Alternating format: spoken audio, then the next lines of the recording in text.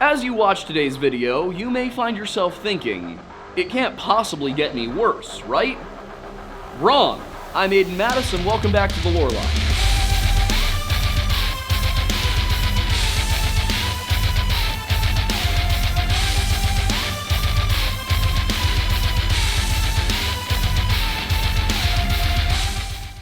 On the morning of March 16, 1946, 13-year-old Jimmy Weaver was leading a weekend hike with his two brothers and their two young neighbors. The group of five began their journey from a transit stop near the Weaver home at 400 Herkimer Street in Hamilton, Ontario, and then they rode one of the city's buses until they were let off at Mountain Drive Park, some 4 miles to the east. From there, they followed the scenic Mountain Brow Boulevard for nearly 3 miles, and then separated into two groups. Jimmy and the neighbor kids, 11-year-old David Reed and his 8-year-old sister Faith, went to the western side of the highway to play in the field there.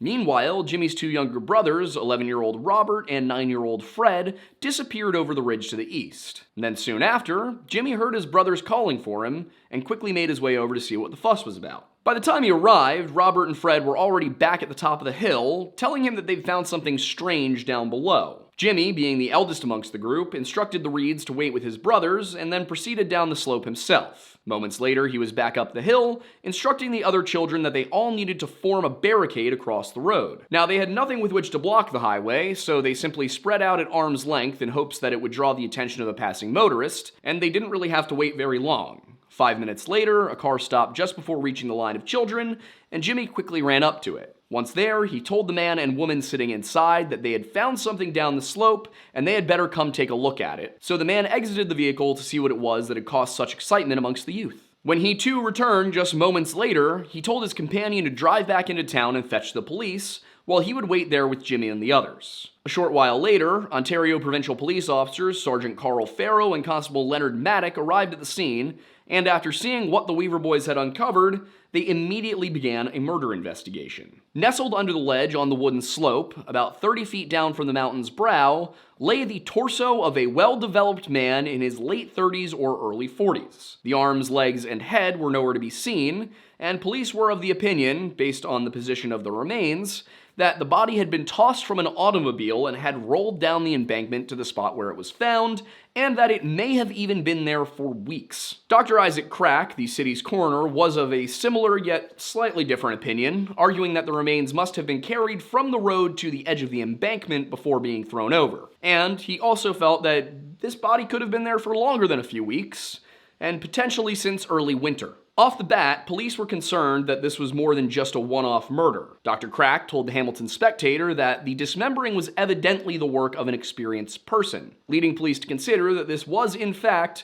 the reopening of gang warfare in the district. You see, just 2 years prior, gangster Rocco Perry, known as the King of the Bootleggers, had vanished. So the police wondered, could this body, with 2 bullet holes in the right side of the chest, be that of the missing mobster? Or perhaps could it be that of one of his enemies, slain in retaliation for his disappearance? It wasn't a bad theory, but as the police would learn in the coming weeks, the truth was far more strange than they could ever have imagined, and the story they would uncover went on to captivate not just the people of Hamilton, but all of Canada. And it all started with a woman by the name of Evelyn Dick. But before we get into that, I do want to point out something rather startling. This case was actually solved by Canadian police. Now, of course, not the Royal Canadian Mounted Police, but the Ontario Provincial Police, because as we know, the Royal Mounted Police have a bit of a habit of not solving cases. And I would call that a bad habit. And here at the Lodge, we sometimes do think about bad habits and how to break them. And that's why I wanted to talk to you about our sponsor for today's video, Fume. Now, I will say that I don't think that Fume will necessarily help the Royal Canadian Mounted Police get better at their jobs, but what it might help you do is break some of your bad habits, or, at the very least, take those habits and just take the bad out and swap it with good. You see, Fume is an award-winning flavored air device that provides an alternative to certain other unsavory behaviors that you might take part in. The way it works is actually very simple. Instead of inhaling some kind of vapor or, anything else of the sort, you're just pulling in air. And the way the flavoring works is with this little fiber stick inside of it. So no burning, no filaments, no electricity, just air and this little flavor stick. This is also extremely easy to swap out. You just take this out, grab one of your packets, and put the new one in, and then right back on she goes. It's also nice as just a little fidget spinner sort of toy. You know, it's got some magnets and some clicking, and those clicks actually have a purpose. If you look on the back here, there's a valve. That's how you decide how much air you want coming in whenever you take a breath. And part of the reason that Fume has been able to help over 300,000 happy customers so far is that it works on a psychological level. You don't have to stop your habit completely. You're just taking away the thing that makes it bad for you. And I will tell you guys, I have heard personal success stories from people I know who I have introduced to this product. People who tried it, they were a little skeptical at first, and then they were like, you know what, this worked. I'm doing better now. If you've been watching the show for a long time, you may have noticed that we really do try to find brand partners who match our values and who provide a good product. We don't just want to sell you on something for the sake of making a quick buck. We want to show you something that you might actually want to use. Fume has already helped over 300,000 people build better habits, and you can try Fume today to see for yourself. And if you order the Journey Pack using our code LORELodge, you'll get a free Fume topper, an awesome little accessory piece to level up your experience by changing the mouthfeel of this metallic end piece. So if you'd like to try, head over to tryfume.com, that is tryfum.com/LoreLodge, or scan the QR code on your screen and use code LoreLodge at checkout.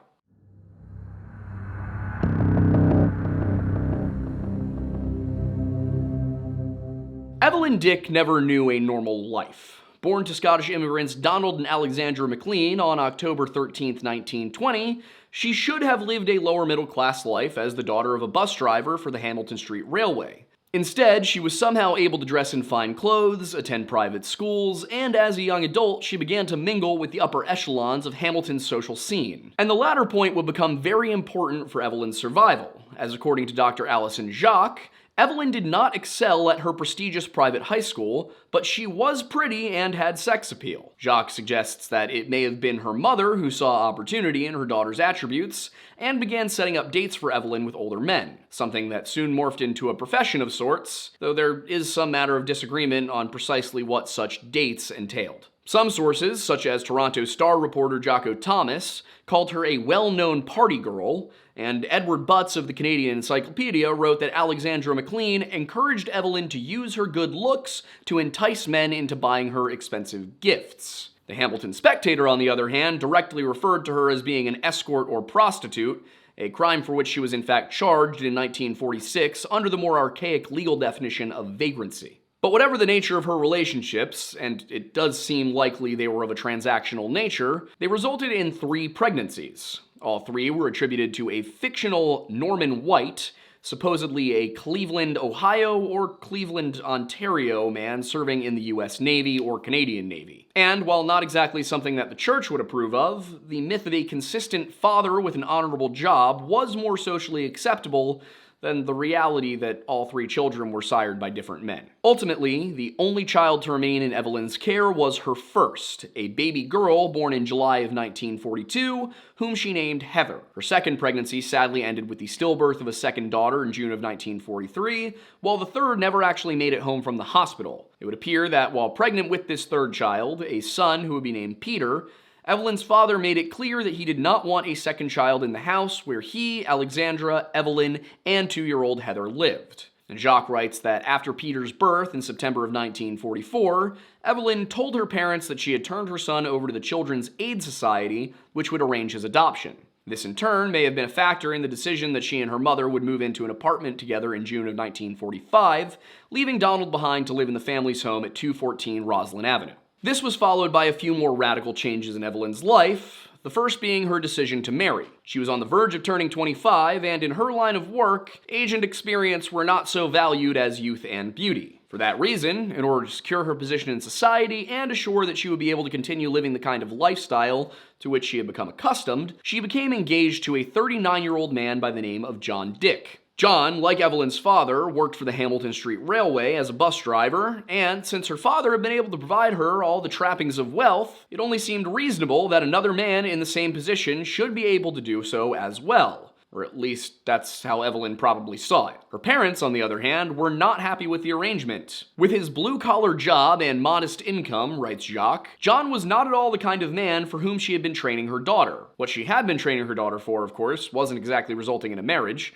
and so on October 4th, 1945, Evelyn McLean married John Dick in a ceremony not attended by either of her parents. And the marriage disintegrated with remarkable speed. Jacques claims that Evelyn went home to the apartment she shared with her mother without her new husband, and papers from the time confirm via her own statements that the pair were separated by December 4th of the same year. In between the marriage and the separation, however, Evelyn did purchase a house at 32 Carrick Avenue for a total of $6,000 as recorded by the Hamilton Spectator on November 22, 1945. And following their split, John moved out of that home and into an apartment, then in with his brother and his wife at 215 Gertrude. And while the exact timeline is unclear regarding January, John was living with those relatives by the beginning of February. I do also want to mention that it seems some sources suggest that this was a cousin, not a brother. In any case, these were close relatives. They were from an immigrant family. So he's living with relatives at this time. Evelyn, meanwhile, remained at the house at 32 Carrick, where she reportedly entertained a lover from the past by the name of Bill Bohojuk, much to the chagrin of her yet undivorced husband. By early March, the situation had become something more than Dick could handle, and he organized an appointment to meet with his estranged wife on the 6th of the month.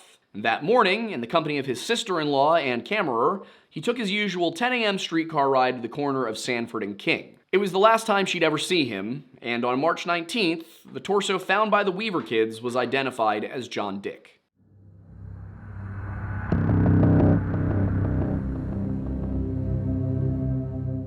Ontario Provincial Police have announced that the torso found on the side of the mountain near Albion last Saturday has been identified, reads the Hamilton Spectator for March 19, 1946. It is believed that the remains are those of John Dick of Gertrude Street, continued the article, who has been missing from his home for some days. As it turned out, the police were actually searching for Dick at the time that his remains were discovered. The Hamilton Street Railway had called them to locate one of their bus drivers so that he might be questioned concerning funds provided him by the company. The Spectator would confirm several days later that John was expected to turn in his money and changemaker from his March 5th shift, but had never come into the office to do so. And 2 days later, they clarified that Dick had actually turned that money in, but was reported to police after he failed to show up for work on the 7th or 8th. As for how he was identified, it seems that the killer was sloppy, because shortly after the remains were found, a blue shirt with 2 bullet holes was discovered elsewhere along Mountain Brow Boulevard, and it seems that the description caught the attention of Camerer and her husband,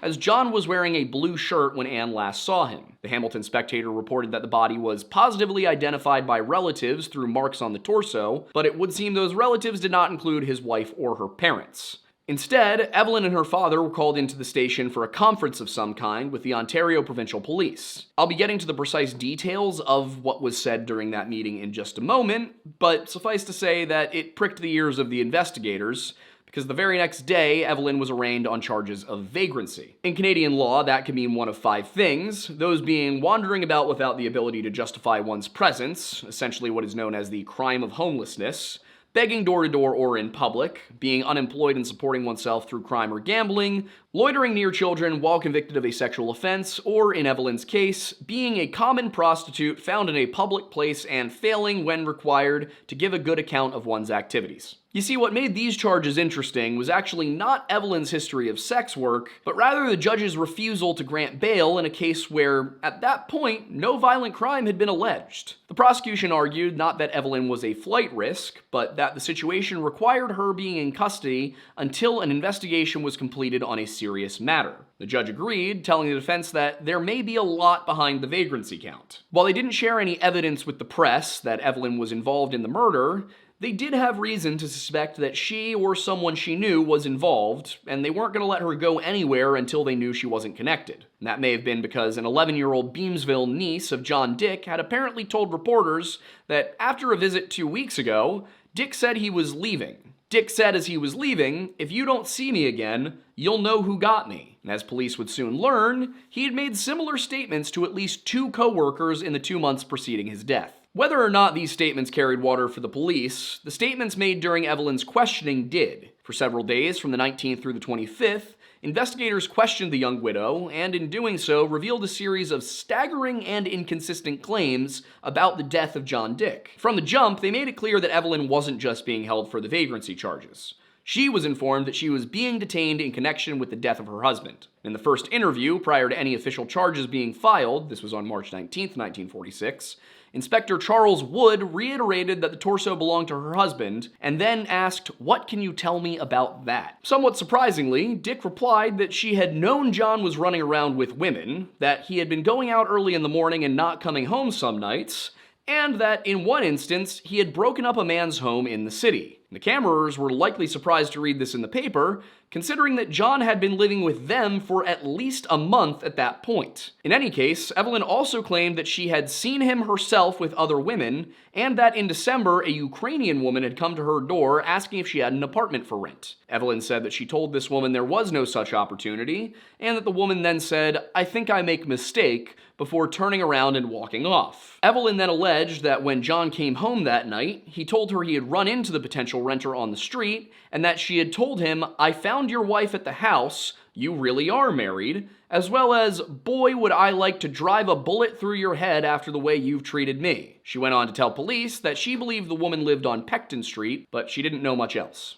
As an additional example, she told police that the same week this happened, a well-dressed man who she took to be Italian came to the door at about 8:45 and asked if John was in. She told the man that her husband was not there, at which point the man told her that he had come to straighten matters out because John had been visiting his wife the last week while he was working. The man then allegedly threatened to fix John one way or another. Now keep in mind, all of this is happening in the week before John was reported missing by his employer. So at this point, John was not living at the house at 32 Carrick. It's important that we make that clear because on the 5th, shortly after 5 p.m., Evelyn claimed to have received a call from a member of a gang at Windsor who identified himself by saying, "This is a member of the gang speaking. We caught up with your husband." This mystery man then supposedly told her that John was warned to lay off a friend's wife, and since John didn't follow orders, this friend paid the gang to dispose of him. After providing her with this information, the man asked to see her, and for some reason, Evelyn met him at the Old James Street incline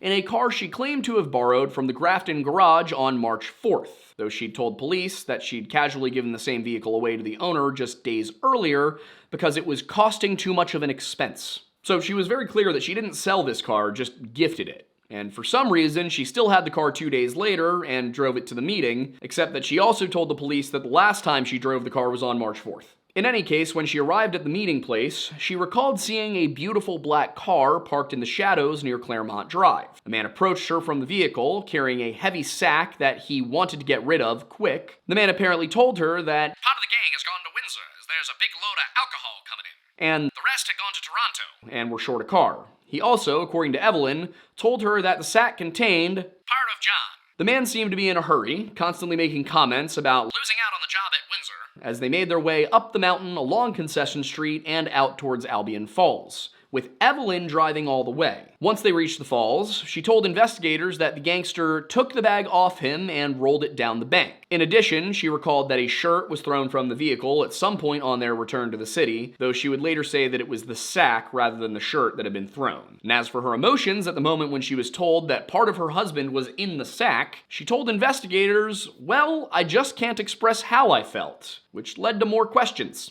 Asked if she was glad that her husband was dead, she told them, "Are you kidding?" Well, no, but it was a pretty mean trick to break up a home, something that nobody else seemed to believe John had even done. In the end, this Italian gangster guy had allegedly offered Evelyn $200 for her services in disposing of the body of her own husband, though she denied taking part in any conspiracy to bring about the murder. The whole affair, she said, took less than an hour, and soon after she dropped the car off at the garage from which she'd borrowed it 2 days prior. Except that's not when she said she borrowed it. Evelyn explicitly said that the last time she'd driven a car was March 4th, and as the police knew from the Hamilton Street Railway, John was alive on the morning of March 6th. Evelyn's story didn't line up, and it was only going to get worse.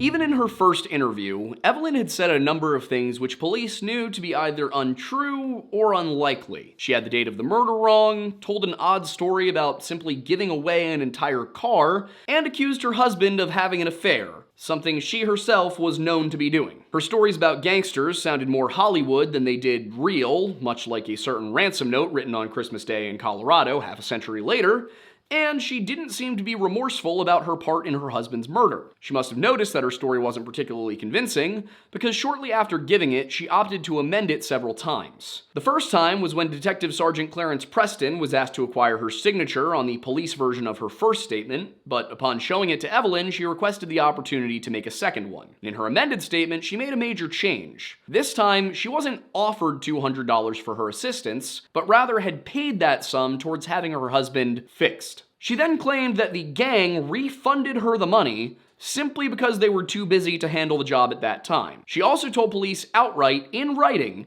that she did not want to take the torso in the car because she was afraid of getting caught. And in addition, there was now a third man in the picture who had threatened her with a nickel-plated revolver in one pocket and a scalping knife in the other, saying he'd use one or the other if she didn't do as she was told. At least, that's how most people would have described it. Evelyn, on the other hand, said this man said that he would threaten her, which would amount to threatening to threaten someone, something that feels almost comedic in its absurdity. It almost feels like something out of a Monty Python skit, like, a guy holding somebody up with a knife and going, do as I say or by God I'll threaten you, and the rest of them being like, are you threatening to threaten me, But if that weren't enough, she also added the detail that while driving up to dispose of the body, one of the Italians told her that he and his mate had met John in the King George Hotel approximately 1:30 in the afternoon on the 6th of March. And while the change in the date there is notable, the rest of the statement is just bizarre. They had partaken of about 8 or 9 beers, and then it was near closing time, like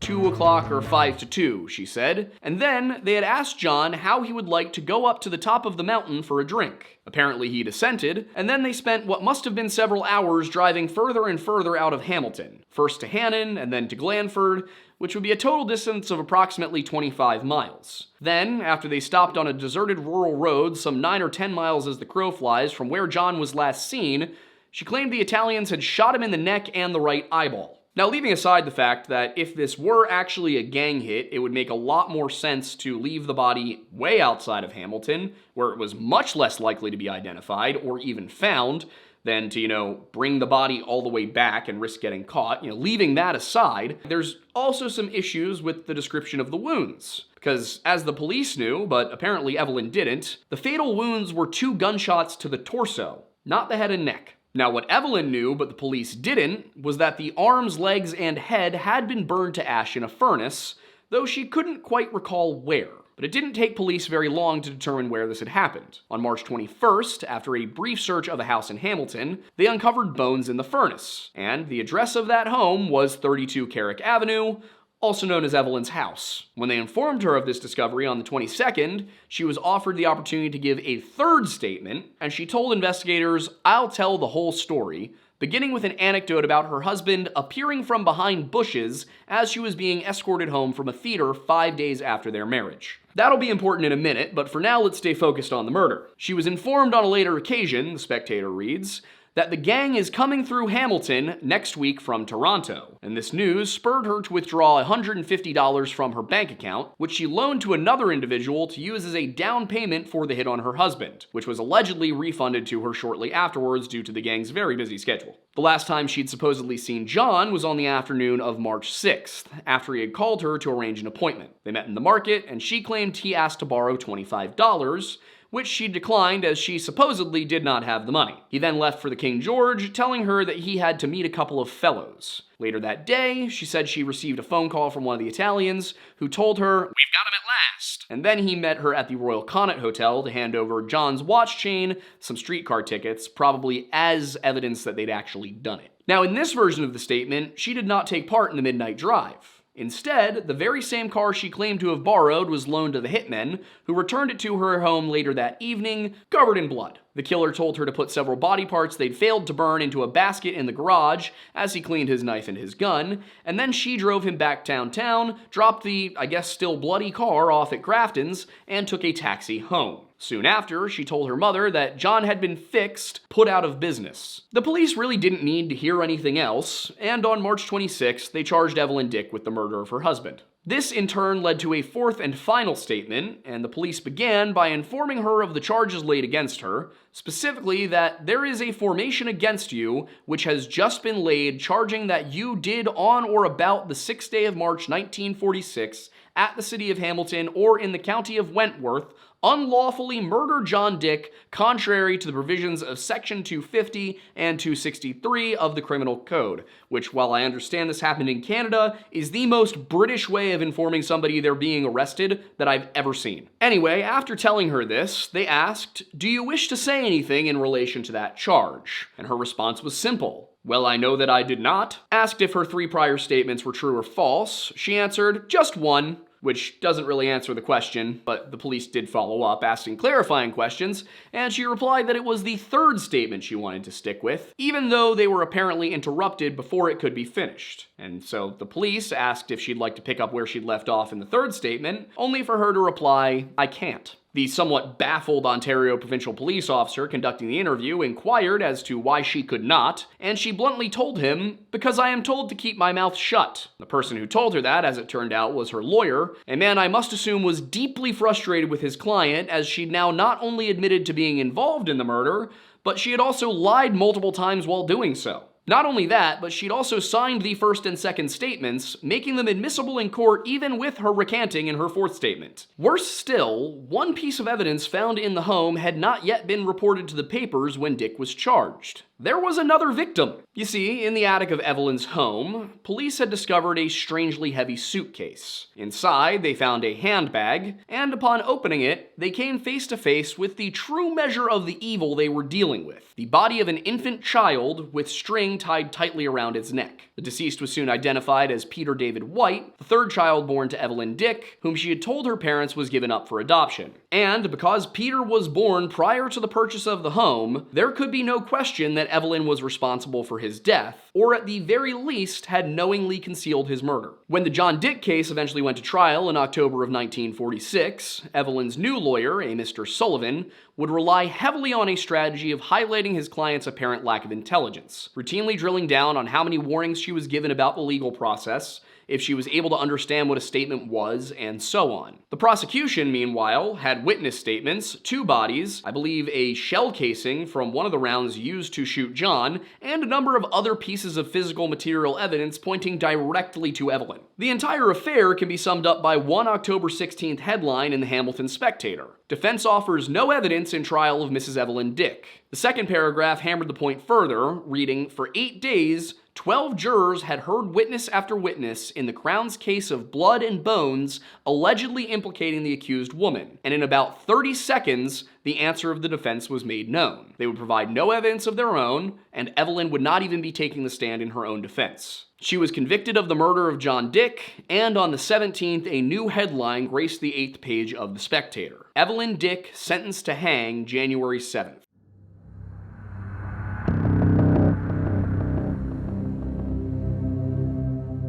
Nobody was under any illusions that Evelyn Dick was not involved in the death of her husband in some way or another. Simultaneously, she'd provided no evidence that any gang was involved in the slaying and had not implicated anyone else in the matter. But could Evelyn Dick, a slim 25-year-old woman with no history of violent behavior, truly have been the sole person responsible for such a heinous crime? It didn't seem likely, nor did the evidence support the claim that she had acted alone. She certainly could have killed her husband, considering gunshots appeared to have been the cause of death, but the removal of the head and limbs without the use of power tools would have presented a challenge both physically and psychologically. And it also just didn't really match with her known behavior. A former schoolmate of Evelyn's would tell papers in April, a month after Evelyn was charged with the first murder, that the young woman was always terribly afraid that people wouldn't like her, and seemed to believe that if you could spend money on someone, that someone would be your friend. The same classmate told the Toronto Star that Evelyn would frequently buy boys extravagant gifts after first dates as well,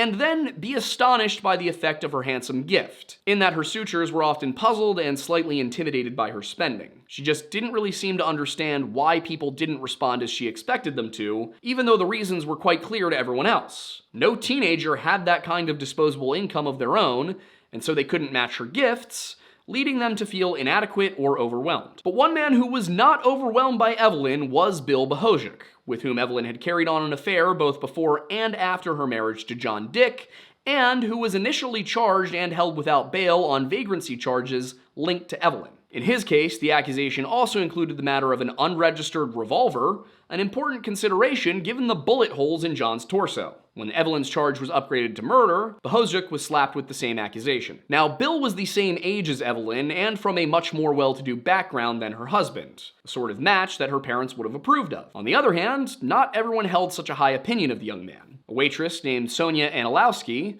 who worked at a restaurant frequented by Bohojuk, told the courts that he would come by offering her rides home from work, and that she would always decline because she was afraid of him. This, she said, began after Bohojuk had confronted her over some gossip. Sonia had seen Bill and Evelyn out about the town together, and then she had mentioned it to a friend by the name of Ann Wolski. The reporting is a little bit confusing here, but it seems that Sonia had known John Dick since before he was married, and she may have even gone on a date with him. She eventually learned of his wedding through her sister, and this is what spurred her to mention seeing Evelyn out with another man to her friend. And then when Bohojuk got wind, he approached Anilowski, asking her why she told Ann Wolski that she had seen him with Miss Dick together, and insisting that she better tell John Dick it isn't true, or he'll come after me with a shotgun. Bohojuk insisted that he and Evelyn were just old school friends, but it wouldn't have convinced John either way. After all, it had been Bohojuk who was escorting Evelyn home from the theater on the night that she said John had appeared out of the bushes. And on that night, she did not return home to her husband. Ann Wolski was also called in to testify during preliminary hearings, and she had quite the story to tell.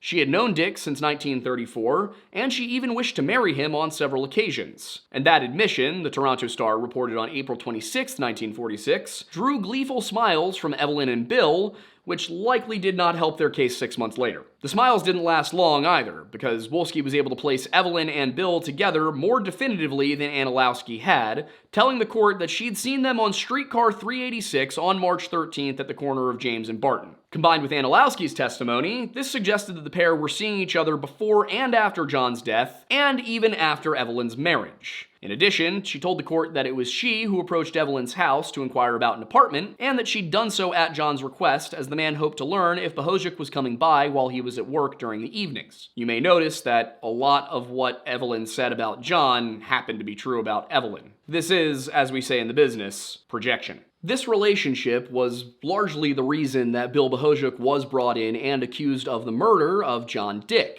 But they were unable to find any evidence that actually did tie him to the killing. With today's methods, if he was guilty, they might have been able to find things, but with what they had in 1946, they just couldn't nail it down. But one person they were pretty sure that they could pin for the murder, or at least for involvement in it, was Donald McLean, Evelyn's father. It seemed almost certain that somebody, and most likely a male, had assisted Evelyn with at least disposing of the body. A woman of her size, who wasn't exactly involved in athletics, probably would have had a very difficult time just lifting the torso out of the car. So, in order to get it to where it was, it just seemed most likely a man had been involved, if not at least an accessory of some kind. And it was for accessory after the fact, and likely his involvement in disposing of the body, that Donald McLean was tried and convicted at the end of 1946 or in early 1947. Now you might be wondering, why would Donald McLean help with this? You know, that's a lot of risk to take when there were better options, such as just helping his daughter obtain a divorce. The answer was that Evelyn had shared a little detail with John that Don probably would not have been happy about. You may remember that at the beginning of this video, I mentioned that despite being a bus driver, Donald McLean was able to send his daughter to private schools and buy her nice things. She was driving a car as a teenager,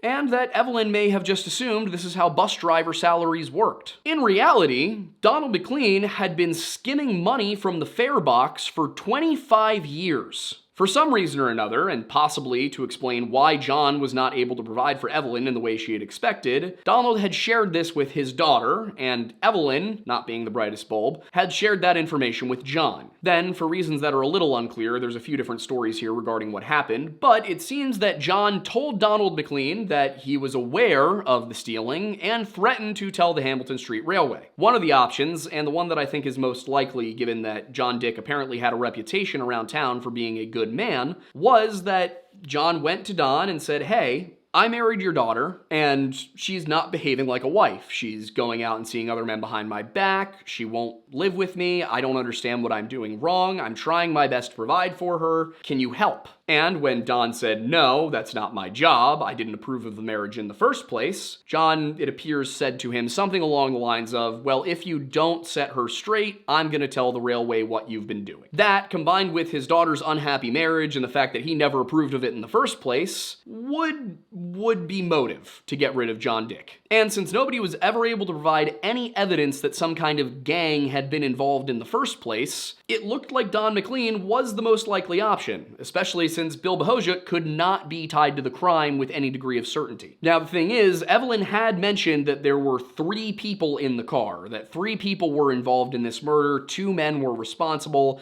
and she had paid for it, which, based on how much she accidentally gave away in all of these statements, I would be inclined to believe that Bill Bohojuk probably was involved. I mean, if we look at it, we have the threat of jail for her father, we have the lack of expected luxury for Evelyn, and the lack of Evelyn for Bill. So that gives each of the members of the trio some degree of motive to commit the crime. But I saved the kicker for last here. There was an appeal trial by a lawyer who would later become quite famous in Canada, J.J. Robinette, and in that appeal, Evelyn was acquitted. You see, as it happened, those statements she made, the genuinely incriminating ones, now I want to be clear, she was only acquitted for the murder of John Dick. She was not acquitted for the murder of her son. That trial will be held in 1947. She would be convicted of manslaughter, not murder, somehow, but they were able to put her in prison for life anyway, and that's what they ended up doing. I'm not done with that story yet, give me a second. Anyway, the reason that she was acquitted in the murder of John Dick, and the reason that there still technically is no convicted murderer in this case, is that the statements she gave, which incriminated herself, were given while she was under arrest for vagrancy and not yet charged with murder. So Robinette was able to argue that she was misled about how her statements could affect her. It should be made clear that this is a purely procedural issue where they looked at where the red tape was and found a way to make it so that this worked. The evidence entirely suggested that Evelyn Dick at the very least paid for this murder, and she admitted to doing so. But because she had done so during the wrong part of the process, she was able to be going free. Now, thankfully, she was put away for life for the death of her son, because I guess they couldn't prove that it was murder because of the whole cement issue. A cause of death could not be definitively established, and therefore they could not prove that it had been murder, so manslaughter was what worked. She goes to jail in 1947, and in 1958 she was pardoned. Why was she pardoned, you might ask? It's because they went and did a behavioral review on Evelyn. They took some tests, checked everything out, and they found that she had an IQ of around 80. And that was enough in Canada for them to let this woman go. And not just let her go, but they gave her a new identity. They basically put her into witness protection. Now, she did supposedly have RCMP officers who were aware of her identity and with whom she had to meet every once in a while, but as I feel we've established on this channel over the last couple of years, the RCMP sucks at their job. So the result of all of this is that today, we don't actually know what happened to Evelyn Dick. She was released from prison in 1958, given a new identity, and sent off somewhere in Canada, with the only rule being, I guess, that she had to not commit more crimes, or at the very least, she had to hide them from the RCMP. It is generally believed that Evelyn Dick is probably no longer with us, as she was born in 1920, and if she were still alive, that would make her one of the oldest humans around today. I will be honest, I wish I could have gone into more detail on the trial proceedings and all of that, but unfortunately I only have so much time to make each of these videos, and I didn't want to make you guys sit through another 2-part series,